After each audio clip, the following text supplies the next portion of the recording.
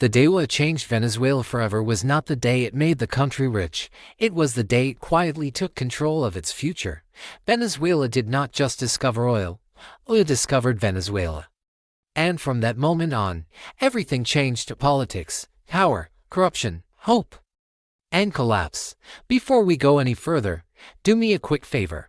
If you care about global history, real geopolitics, and stories that explain why countries rise and fall, hit the like button right now. It helps this video reach more people. Subscribe to the channel for deep dives like this. And turn on the notification bell so you never miss what comes next. Now, let me take you back to the beginning. Before oil, Venezuela was not poor, but it was not powerful either. It was mostly rural. Agriculture was the backbone of the economy. Coffee, cocoa, and cattle shaped everyday life. Power was local. Wealth was limited but spread out. Then, in the early 20th century, everything changed. Oil was discovered beneath Venezuelan soil, and not just a little oil. Massive reserves, some of the largest on earth. Foreign companies rushed in. Money flooded the country. Jobs appeared overnight. Cities expanded. Venezuela went from a quiet agricultural nation to one of the richest countries in Latin America in a single generation. And that is where the trap was set. Oil made Venezuela rich fast. The government no longer needed to rely on taxes from its people. Instead, it relied on oil money. That changed the relationship between the state and the citizens forever. When a government depends on its people, it listens to them. When a government depends on oil, it listens to the oil. Oil money paid for highways, hospitals, schools, and social programs. Living standards rose. Venezuela became a symbol of success in the region. But beneath the surface, something dangerous was happening. Other industries began to die. Why invest in farming or manufacturing when oil paid for everything? Why build long-term institutions when short-term oil profits solve problems instantly? The economy became dependent on a single resource, and dependence creates vulnerability. As oil money grew, so did political power. Whoever controlled the oil controlled the country. This is where oil stopped being a blessing and started becoming a weapon.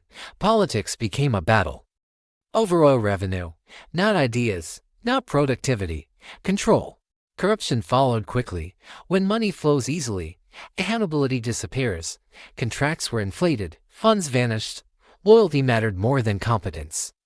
Oil allowed leaders to buy support instead of earning it. Then came the illusion. As long as oil prices stayed high, Venezuela looked stable. When prices dropped, cracks appeared but were quickly covered with borrowing and promises.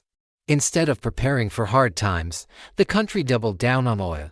And then came the moment that changed everything again. The rise of populist politics built entirely around oil wealth. Oil was framed not just as money, but as identity, as destiny, as proof of greatness. The state took more control. Private investment shrank. The government promised that oil would fund everything forever. But oil does not care about promises. Global prices fluctuate. Demand changes. Technology evolves. And when oil prices collapsed, Venezuela had nothing else to fall back on. No diversified economy. Weak institutions, heavy dependence on imports. What followed shocked the world. Shortages, inflation, currency collapse, mass migration. A country that once attracted workers now watched its people leave. And here is the part many people miss. This collapse did not happen overnight. It took decades. Oil made Venezuela rich before it made it fragile. It trained the country to consume instead of produce, to depend instead of innovate, to centralize power instead of distribute it. By the time the crisis became visible, the damage was already done.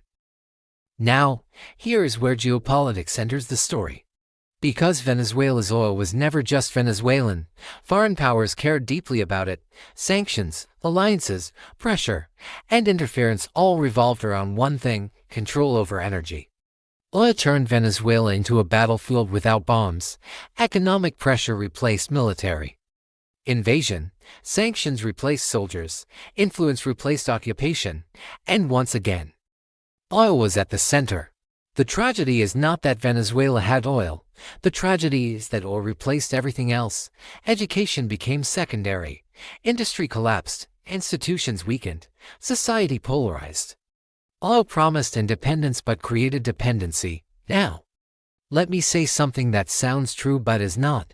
If Venezuela had never discovered oil, it would be one of the poorest countries in the world today.